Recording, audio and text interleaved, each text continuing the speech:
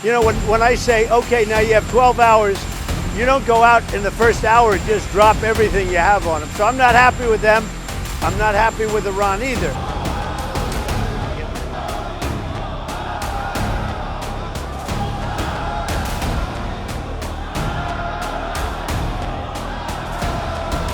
Bakit nga ba may matinding alitan ang Amerika at Iran?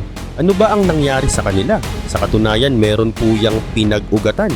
Oo, tama ka sa narinig mo. Sa mga hindi nakakalam, maraming dekada na silang may hindi pagkakaunawaan. Kaya nung dumating ang pagkakataon ay hindi na nakapagtimpi pa ang Amerika. Kaya binomba na nila ang Iran. Pero mas laliman pa natin ng konti ang pagtalakay dito para naman aware tayo sa pinagmulan ng hidwaang ito.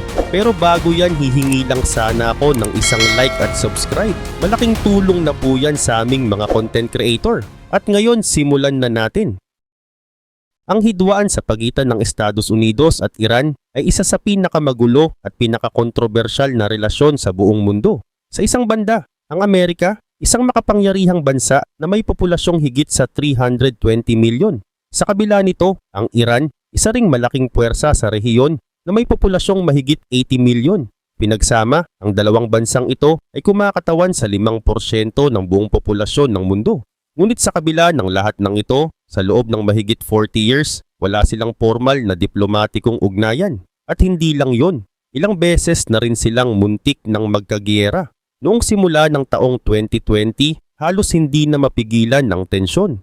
Isang mataas na opisyal ng militar ng Iran ang pinaslang ng Amerika gamit ang drone. Bilang ganti, gumanti ang Iran sa pamamagitan ng pag-atake gamit ang mga kanyon sa mga base ng sundalong Amerikano sa Iraq. Kung nagpatuloy ang palitan ng mga atake, pwedeng naging pinakamalawak itong digmaan mula pa noong Second World War.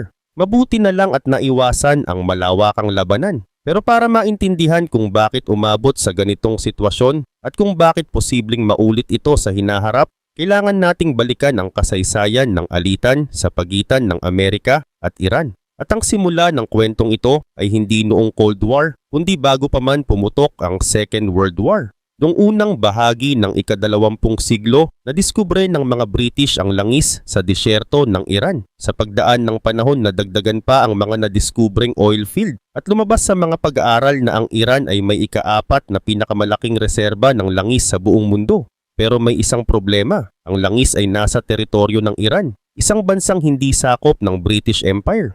Gayunpaman, hindi ito naging hadlang sa Britanya. Nakipagkasundo sila sa pamahalaan ng Iran para hatiin ang kikitain sa langis. Itinatag nila ang Anglo-Iranian Oil Company, isang kumpanya na sabay nilang pagmamay-ari. Pero hindi patas ang hatian. Iran lang ang may karapatang tumanggap ng 16% ng kita, habang ang natitirang 84% ay diretso sa Britanya. Nang sumiklab ang Second World War, ang kumpanyang ito ang naging pinakamalaki sa buong imperyo ng Britanya at may kontrol sa lahat ng langis ng Iran. Pero hindi ito ligtas sa banta. Sa loob ng Iran, lalong lumalakas ang galit ng mga mamamayan sa hindi patas na kasunduan. Sa parehong panahon noong 1941, inatake ng Nazi Germany ang Soviet Union. Ang Iran ay nasa timog na bahagi ng border ng USSR, kaya nabahala ang mga Briton at mga Soviets. Kahit nagdeklara ng neutralidad ang Iran sa digmaan, pinaghinalaan ng mga allies na ang Shah o Hari ng Iran ay palihim na simpatya sa mga Nazi. Kung sakaling kumampi ang Iran sa Germany,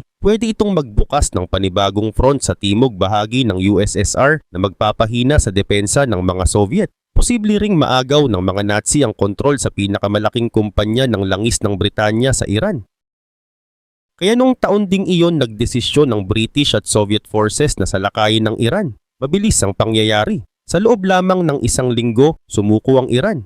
Pinalitan nila ang matandang Shah ng kanyang 21-year-old na anak na si Mohammad Reza Pahlavi. Isang pinunong sa tingin ng mga mananakop ay mas madaling kontrolin. Mula noon, naging okupado ng mga Allied forces ang Iran habang tumatagal ang digmaan. Mahigit 30,000 na sundalong Amerikano ang ipinadala doon at ginamit ang Iran bilang daan ng mga supply papunta sa Soviet Union. Halos 1/3 ng tulong militar ng Amerika sa USSR ay dumaan sa Iran.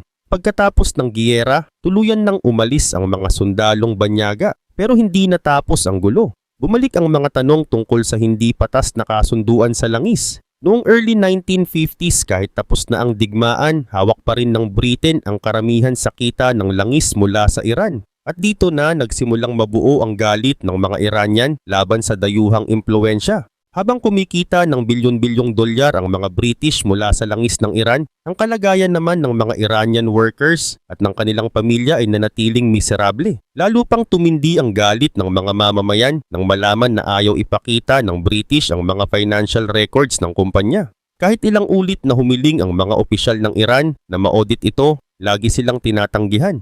Dahil dito dumagsa ang suporta ng mga Iranian para ma-nationalize o makuha ng pamahalaan ang kontrol sa sariling langis. At noong taong 1951, sa pangunguna ng halal na Prime Minister ng Iran na si Mohammad Mossadegh at may buong suporta ng kanilang parlamento, tuluyang nakuha ng Iran ang kumpanyang dating hawak ng mga British. Pero hindi ito tinanggap ng Britain ng tahimik. Agad nilang pinatigil ang pagbili ng langis mula sa Iran. At makalipas ang 2 taon, noong 1953, nagsabwatan ang British Intelligence Agency na MI6 at ang CIA ng Amerika para patalsikin si Mossadegh sa pamamagitan ng isang coup o lihim na pagpapabagsak sa gobyerno. Sa nasabing kudeta, tinatayang 300 Iranian ang napatay. Si Mossadegh ay ikinulong sa sariling bahay at hindi na muling pinayagang makabalik sa gobyerno hanggang sa kanyang kamatayan. Samantala, muli na namang iniluklok sa kapangyarihan si Shah Mohammad Reza Pahlavi, isang pinunong malapit sa kanluran, at ngayon ay lalong pinalakas ng suporta mula sa CIA at MI6. Sa mata ng mga Iranian, isa na lamang siyang puppet ng mga dayuhan. Pagkatapos ng Second World War, nagsimula na ang Cold War, at sa paningin ng Amerika, napakahalagang kaalyado ang Iran. Isang bansang nasa timog ng Soviet Union, may napakalawak na reserba ng langis at pinamumunuan ng isang leader na tapat sa kanluran. Bilang kapalit ng suporta sa kanyang trono, mas naging maka-Amerikano at maka-Israel ang panlabas na pulisya ng Shah. Sa loob ng maraming dekada, naging isa ang Iran sa pinakamahalagang kakampi ng Amerika sa gitnang silangan. Pero habang tumatagal, lalong napapalayo ang Shah sa kanyang sariling mamamayan. Sa loob ng bansa, pinalawak ng Shah ang kapangyarihan ng kanyang secret police. Libo-libong kalaban sa politika ang ikinulong, tinorture at pinalayas sa bansa. Kabilang na ang mga pinunong tulad ni Ayatollah Khomeini. Ipinagbawal niya ang Communist Party ng Iran. Patuloy niyang sinuportahan ang Israel kahit halos lahat ng bansang Muslim ay kumukontra rito. Nagsulong din siya ng mga polisiya para sa modernisasyon, sekularisasyon at karapatan ng kababaihan. Ang mga reformang ito, bagamat pabor sa ilang sektor, ay ikinagalit ng maraming Iranian, lalo na ang mga mahihirap, mga makakaliwa at mga konserbatibong Muslim. At pagsapit ng late 1970s, ang unti-unting pag-aaklas ay tuluyan ng naging isang revolusyon. Isang trahedya ang naganap sa Abadan, isang sinehan ang sinunog at mahigit 420 katao ang namatay. Ipinasa ng rehimen ng Sisi sa mga komunista at rebeldeng Islamista, pero maraming mamamayan ang naniniwalang ang secret police ng Shah mismo ang may gawa nito. Pagkalipas lang ng isang buwan, libu-libong tao ang nagtipon sa Tehran. At sa harap ng maraming saksi, pinagbabaril ng militar ang mga nagpoprotesta. Daan-daang katao ang napatay at nasugatan. Sa kasagsagan ng galit ng mamamayan, higit sa 5 million Iranian ang lumabas sa lansangan para hilingin ang pagbibitiw ng Shah. Nang magsimulang mag-defect ang sarili niyang mga sundalo, napagtanto ng Shah na wala na siyang kapangyarihan. Noong early 1979, tuluyan na siyang tumakas palabas ng bansa. At dito na isinilang ang isang bagong gobyerno. Isang matinding pagbabago sa kasaysayan ng Iran. Sa pagbagsak ng monarkiya, bumalik mula sa 15 years na exile si Ayatollah Khomeini, isang respetadong klerigo na naging simbolo ng paglaban sa Shah. Siya ang naging bagong supreme leader ng Iran. At dito na naitatag ang Islamic Republic of Iran, isang pamahalaang relihiyoso, radikal at matinding kaaway ng Amerika at Israel. Agad na ipinatupad ang malawakang bitay, paglilinis ng gobyerno at pagsupil sa mga kalaban ng bagong rehimen. Sa paningin ng Amerika at ng buong mundo, isang dagok ang naganap. Mula sa pagiging matalik na kaalyado, biglang naging mortal na kaaway ng Estados Unidos ang Iran. Pero lalong lumala ang tensyon nang pumayag ang Amerika na gamutin ng Shah sa kanilang ospital sa New York para sa cancer. Hiniling ng Iran na ibalik si Shah sa kanilang bansa para litisin sa mga kasalanang ginawa nito sa mamamayang Iranian. Pero tinanggihan ito ng Amerika dahil malinaw na kamatayan ang naghihintay sa Shah kung siya'y ibabalik. Dahil dito mas lalo pang tumindi ang hinala ng bagong pamahalaan sa Amerika. Sa isip nila, kung 2 beses nang nagtangkang magpabagsak ng gobyerno ang CIA, baka may ikatlong plano na naman. at posibleng ginagawa ito mismo sa loob ng embahada ng Amerika sa Tehran. Noong Nobyembre 1979, libo-libong Iranian students at revolusyonaryo ang sumugod sa American Embassy. Nasakop nila ang gusali at dinakip ang 52 Amerikanong diplomat at sibilyan bilang mga bihag. Matapos mapatalsik ang Shah, pinayagan ng Amerika na pansamantalang manirahan siya sa Egypt. Habang nangyayari ito, buong tinutukan ng administrasyon ni Pangulong Jimmy Carter ang negosasyon para mapalaya ang 52 American hostages na kinidnap mula sa embahada sa Tehran. Ngunit habang lumilipas ang mga buwan, wala pa ring pag-usad ang diplomasya. Kaya noong Abril ng taong 1980, nagdesisyon ng Amerika na gamitin ang puwersa militar. Isang rescue mission na pinangalanang Operation Eagle Claw ang isinagawa ng mga Army Rangers. Pero sa hindi inaasahang sakuna, nag-crash ang isang helicopter sa isang transport plane kahit hindi pa sila nakikipagbakbakan sa mga Iranian. 8 sundalong Amerikano ang nasawi. Dahil dito ipinahinto ni Carter ang operasyon. Hindi pa rin nailigtas ang mga bihag at dito na tuluyang pinutol ng Amerika ang lahat ng diplomatikong ugnayan sa bagong rehimen ng Iran. Isang relasyong nanatiling frozen hanggang ngayon. Pero makalipas lang ang ilang buwan, may sumabog na panibagong kaganapan. Noong Setyembre ng taong 1980, sinimulan ni Saddam Hussein ng Iraq ang isang malawakang pag-atake laban sa Iran. Sa loob ng maraming taon, pinapangarap ni Saddam na ang Iraq ang manguna sa rehiyon ng Persian Gulf, na kilala sa yaman ng langis. Pero hindi niya ito maisakatuparan noon dahil mas malakas ang militar ng Iran at may suporta ito mula sa Amerika at Israel. Ngunit matapos ang Islamic Revolution, naging marupok ang Iran. Nawalan sila ng dayuhang kaalyado, nawasak ang gobyerno. Maraming opisyal ang pinaslang o inalis sa pwesto. Nakita ito ni Saddam bilang golden opportunity para sakupin ang Iran. Inakala ng Iraq na magiging mabilis ang panalo. Pero ang sumunod ay isang matagal at madugong 8 taong digmaan. Isang labanan na parang muling nabuhay ang World War I.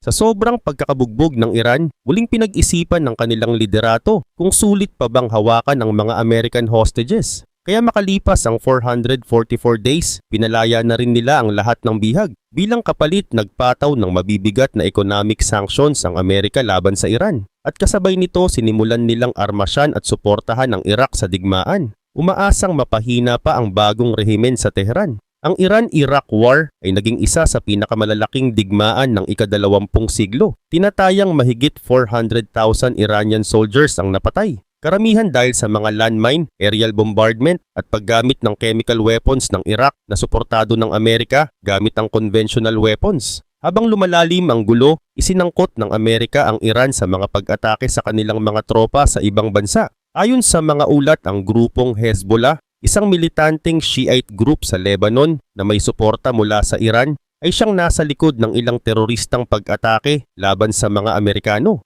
Noong 1983, pinasabog ang US Embassy sa Beirut. 17 Amerikano ang namatay. Sa parehong taon, sumunod ang isang mas malalang pag-atake. Isang truck bombing sa barracks ng US Marines sa Lebanon ang pumatay ng 241 Amerikanong sundalo at 58 na French troops. Dahil sa mga insidenteng ito, idinagdag ng Amerika ang Iran sa listahan ng State Sponsors of Terrorism noong 1984. Hindi pa roon nagtapos ang bangayan. Noong April 1988, nasa kasagsagan pa rin ang digmaan ng Iran at Iraq. Para pigilan ang pag-atake ng Iraqi Navy, naglagay ng mga naval mines ang Iran sa Persian Gulf. Sa kasamaang palad, isang American frigate ang napadaan sa mina at malubhang nasira pero walang nasawi. Bilang ganti, naglunsad ang Amerika ng Operation Praying Mantis, ang pinakamalaking naval attack ng US mula pa noong World War II. 2 grupo ng US Navy ang sabay-sabay na umatake sa mga Iranian oil platforms at barkong pandigma. 6 na warships ng Iran ang nilubog, 2 oil rigs ang winasak at 56 na Iranian soldiers ang napatay. Sa panig ng Amerika, 2 lang ang nasawi, 3 buwan lang ang lumipas, isa na namang trahedya ang yumanig sa mundo. Noong Hulyo 1988, isang Iran Air Flight 655 ang lumilipad mula Tehran patungong Dubai. Normal ang ruta nito, ngunit dumaan ito sa airspace ng Strait of Hormuz, teritoryo ng Iran. Ang problema, nasa parehong lugar ang isang US Navy cruiser. Dahil sa tensyon at kalituhan, nagkamali ang mga Amerikano sa pagkilala sa eroplano. Inakala nilang ito ay isang fighter jet na paparating para umatake. Nagpakawala sila ng misil at tinamaan ng civilian aircraft. Lahat ng 290 pasahero ay namatay. kabilang ang 24 Iranian nationals. Isa ito sa pinakamalalang civilian shootdowns sa kasaysayan ng aviation at nanatiling pinakamalala hanggang sa nangyari ang trahedya ng Malaysia Airlines Flight 17 sa Ukraine mahigit 25 taon nang lumipas. Dahil sa mga pangyayaring ito, lalo pang tumindi ang hidwaan ng Amerika at Iran. Sa paningin ng bawat panig, malaki ang kasalanan ng isa. Noong 1995, ipinatupad ng administrasyon ni Pangulong Bill Clinton ang total trade embargo laban sa Iran. Bawal na ang kahit anong negosyo sa pagitan ng Iran at mga kumpanyang nakabase sa Amerika. At sa susunod na taon, isa na namang terror attack ang naganap. Isang bombing na isinagawa ng Hezbollah ang sumabog sa Saudi Arabia. Isang direktang atake muli sa mga puwersang Amerikano. Noong 1996, muling ginimbal ang mundo ng isang panibagong atake. Isang malakas na pambobomba sa Saudi Arabia ang pumatay sa 19 na sundalo mula sa US Air Force at nakasugat ng halos 500 katao. Ayon sa investigasyon, ang grupong Hezbollah na sinusuportahan ng Iran ang nasa likod nito. Pagkalipas ng 5 taon, sumabog ang pinakamalalang pag-atake sa Amerika, ang September 11 attacks. At makalipas lamang ng 4 na buwan, nagtalumpati si Pangulong George W. Bush. Sa kanyang Axis of Evil speech, binansagan niyang magkakasabwat ang Iran, Iraq ni Saddam Hussein at North Korea, mga bansang umano'y banta sa seguridad ng mundo. At makalipas lang ng 1 taon, ginamit ng Amerika ang alegasyon na may weapons of mass destruction si Saddam bilang dahilan para lusubin ang Iraq. Sa loob ng 1 buwan, tuluyang bumagsak ang rehimen ni Saddam, ngunit walang kahit anong OMD ang natagpuan. At malinaw sa Iran at North Korea ang mensahe, kung wala kang sandatang nuklear, ikaw ang susunod na babagsak. Bilang tugon, nagsimula ang Iran ng mas agresibong nuclear weapons research. Ang North Korea naman, sa loob lamang ng 3 taon ay matagumpay na nakapagsagawa ng unang nuclear test. Ngunit nilinaw ng Amerika na hinding-hindi nila papayagan ng Iran na magkaroon ng sandatang nuklear. Kaya sa loob ng maraming taon, sanctions at diplomasya ang ginamit para pigilan ang nuclear ambition ng Tehran. Noong 2015 sa ilalim ng Administrasyong Obama, nagtagumpay ang negosasyon sa pagitan ng Iran at ilang pandaigdigang bansa. Ito ang tinatawag na Iran Nuclear Deal o opisyal na Joint Comprehensive Plan of Action. Sa kasunduan, pumayag ang Iran na ihinto ang kanilang nuclear program at payagan ng mga international inspectors na suriin ito. Kapalit nito, inangat ng Amerika ang serye ng mabibigat na sanctions. Sa wakas, may konting senyales na bumubuti ang ugnayan ng Iran at Amerika. Pero hindi ito nagtagal. Noong 2016, nanalo si Donald Trump bilang bagong Pangulo ng Amerika. Dala ang pangakong tuluyang aalisin ang Amerika sa Iran Nuclear Deal at ibabalik ang mga matitinding parusa sa Iran. Noong 2018, tinupad niya ang kanyang pangako. Umalis ang Amerika sa kasunduan at ibinalik ang mas mahigpit na sanctions. Bilang ganti, nagbanta ang Iran na itutuloy nila ang nuclear program at isasara ang Strait of Hormuz, isang mahalagang daanan ng pandaigdigang supply ng langis. Kung natuloy ito, pwede itong magdulot ng pagbagsak ng pandaigdigang ekonomiya ng langis. Lalong lumala ang tensyon pagpasok ng 2019. Noong Mayo at Hunyo, ilang commercial ships ang ininsidente at sinabotahe habang bumabaybay sa Persian Gulf. Itinuro ng kanluran ang Iran, pero agad itong itinanggi ng Tehran. Noong Hunyo, pinabagsak ng Iran ang isang American drone na lumilipad malapit sa Strait of Hormuz. Lalong nag-init ang sitwasyon. Noong Hulyo, sinamsam ng UK ang isang Iranian oil tanker sa Strait of Gibraltar na pinaghinalaang nagdadala ng langis papuntang Syria, labag sa EU sanctions. Bilang ganti, kinuha ng Iran ang isang British oil tanker sa Persian Gulf at ginawang hostage ang buong crew nito. Sa kalaunan, pinalaya rin ng bawat panig ang kani-kanilang barko't tauhan. Pero malinaw, ilang pulgada na lang at puputok na ang digmaan. At pagsapit ng Disyembre, sumiklab na ang apoy. Disyembre 27, 2019, isang rocket attack ang tumama sa K-1 military base ng Amerika sa Iraq. Isang American civilian contractor ang napatay, habang 4 na sundalo ang nasugatan. Itinuro ng US ang Hezbollah at iba pang Iran-backed militias. Pero tulad ng dati, itinanggi ito ng Iran. Noon, may humigit kumulang 5,000 American troops sa Iraq tumutulong sa paglaban sa ISIS. Kaya makalipas lang ng 2 araw, naglunsad ng retaliatory airstrike ang Amerika laban sa mga weapons depot ng Hezbollah sa Iraq at Syria. Resulta, 25 militante ang napatay at 60 ang sugatan. Lalo pang tumindi ang tensyon pagdating ng Disyembre 31. Libo-libong Iran-backed militias ang sumugod at umatake sa US Embassy sa Baghdad. Binato, sinunog at sinira ang pasilidad. Sa kabutihang palad, walang nasawi sa panig ng embahada. Pero para sa Amerika, malinaw, isang tahasang provokasyon at dumating ang araw na yumanig sa buong mundo. Enero 3, 2020, kakababa lang ng eroplano sa Baghdad si Qasem Soleimani, ang pinuno ng Elite Quds Force ng Iran. Siya ang tinuturing na ikalawang pinakamakapangyarihang tao sa Iran. Pinuno ng operasyon sa labas ng bansa, tagapamahala ng lahat ng proxy militias at utak ng madugong operasyon sa rehiyon. Habang papalabas ang convoy ni Soleimani mula sa paliparan, isang drone ng Amerika ang nagpaulan ng missiles. Walang natirang buhay, patay si Soleimani. At sa isang iglap umakyat sa pinakamataas na level ang tensyon sa pagitan ng Iran at Amerika. Ang drone strike na pumatay kay Qasem Soleimani ay mismo inutusan ni Pangulong Donald Trump. Bukod kay Soleimani, 9 na iba pa ang nasawi sa atake. Ito ang kauna-unahang pagkakataon sa makabagong panahon na pinaslang ng Amerika ang isang mataas na general mula sa isang lehitimong bansa. Huling nangyari ito noong 1943 nang paslangin nila si Isoroku Yamamoto, ang utak ng pag-atake sa Pearl Harbor. Makalipas lang ng 2 araw, inihayag ng Iran na hindi na sila susunod sa kahit anong kondisyon ng Iran nuclear deal na nilagdaan noong 2015. Kasabay nito, hiniling nila sa Iraq na paalisin na ang lahat ng tropang Amerikano sa kanilang teritoryo. At noong Enero 8, 2020, eksaktong 5 araw mula nang patayin si Soleimani, gumanti ang Iran. Sa ilalim ng operasyong tinawag na Operation Martyr Soleimani, nagpakawala ang Iran ng maraming ballistic missiles papunta sa 2 military bases ng Amerika sa Iraq. Tumigil ang mundo. Sa mga sandaling iyon, isang maling hakbang lang.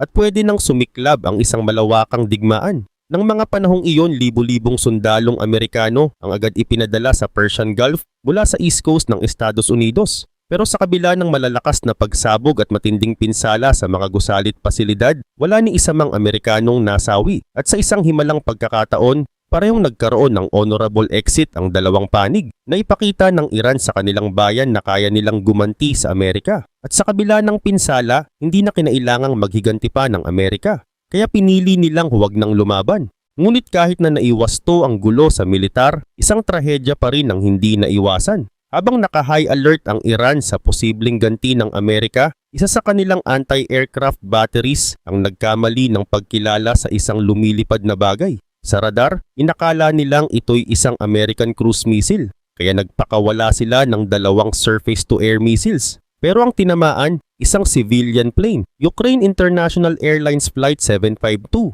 Kakalis lang nito sa Tehran International Airport. May 176 na pasahero sa loob. Lahat sila, kabilang ang 82 Iranian at 63 Canadian citizens, ay nasawi. Sa una, itinanggi ng Iran ang kanilang responsibilidad. Sinisipa nila ang technical failure ng eroplano. Pero habang dumarami ang mga tanong, at habang ayaw nilang papasukin ang mga international investigators, lumaki ang hinala ng publiko. Hanggang sa wala na silang matakasan, noong January 11, opisyal na nilang inamin na sila nga ang nakabagsak ng eroplano. Aksidente. Dahil dito, sumiklab ang malawakang protesta sa loob mismo ng Iran. Marami ang lumabas sa lansangan, galit sa gobyerno, sa cover-up at sa dugong walang saysay na nawala. Sa buong pangyayaring ito, daan-daang inosente ang nasawi. At kung hindi lang nagtimpi ang 2 panig, posibleng nagbunga pa ito ng mas malaking digmaan. Nagkataon lang talaga, swerte pa rin ang mundo noong simula ng 2020. Ngunit sa kasaysayang ito ng alitan, pwedeng balikan muli ang karahasang iyon anumang oras. Sa pagitan ng Estados Unidos at Iran, ang kasaysayan ay punong-puno ng langis, dugo at matinding galit. Pero sa dulo ng lahat ng ito, nasa kamay pa rin ng mga lider ng bawat bansa ang desisyong mamili, kapayapaan o digmaan. At sa panahon ngayon kung kailan maliit na pagkakamali ay pwedeng magpasiklab ng malawakang gulo, higit kailanman ay kailangan natin ng pag-iingat, pagkakaisa at pagkilala sa aral ng nakaraan.